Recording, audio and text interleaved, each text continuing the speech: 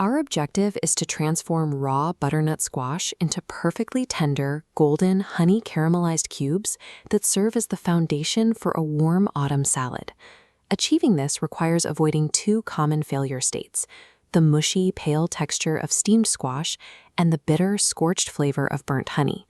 We prevent these by managing three specific systems: precise heat control, the spatial arrangement of the cubes on the pan, and strict regulation of our sugar inputs. To begin, you'll need a single small butternut squash, peeled and cubed, along with a standard baking sheet and parchment paper.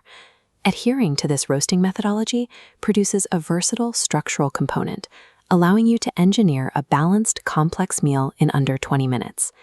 Step 1 is establishing the roasting environment. Set the oven to 400 degrees Fahrenheit or 200 degrees Celsius. This temperature is high enough to trigger caramelization without immediately incinerating the honey. You must line the baking sheet with parchment paper. Without this barrier, the honey sugars will chemically bond to the metal pan as they heat, making the squash impossible to remove intact. We have to be precise with our ratios.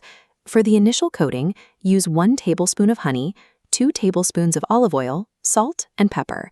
If you use the entire recipe's allocation now, you create a zero balance error for the dressing phase and ensure the squash burns. Toss the cubes thoroughly until oil and honey create a uniform, shiny viscosity across every surface. This mathematical division of ingredients maintains a safe roasting environment while reserving the components needed for the final flavor profile. Transfer the coated squash to the baking sheet, spreading the cubes to utilize the entire surface. Every individual cube must remain in a single layer, with visible empty space between it and its neighbor. This spacing dictates the thermodynamics of the pan. Proper gaps allow heat vectors to circulate, whereas clustering traps moisture vapor. When trapped, the squash steams rather than roasts, preventing caramelization and leaving the cubes mushy and structurally unstable. Halfway through the roasting process, pull the pan from the oven to flip the cubes. Look for rich, dark browning on the underside of each piece. This is your primary visual indicator that the sugars are caramelizing correctly. Controlling the physical spacing and executing this midway flip determines whether your sugars achieve a deep caramel or a disastrous scorch. Use the downtime while the squash finishes roasting to construct the vinaigrette. Begin with the acidic and aromatic base: 2 tablespoons of apple cider vinegar, 1 tablespoon of Dijon mustard, and 1 minced shallot.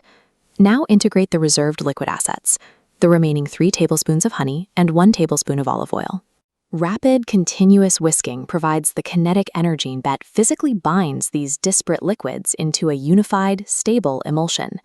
This system uses the same core components of honey and oil, but manipulates them through acidity to create a sharp contrast to the roasted squash.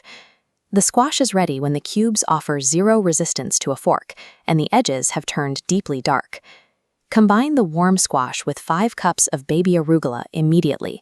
The residual heat will slightly wilt the greens, integrating the flavors. Add half a cup of toasted chopped pecans for texture, and half a cup of crumbled goat cheese for fat and creaminess. Drizzle the honey mustard emulsion over the assembled ingredients. For meal prep, both the roasted squash and the emulsion hold their integrity in the fridge for several days. Adding farro or lentils will increase the caloric density for a heartier meal. Mastering these variables elevates a basic vegetable into a robust, repeatable culinary system.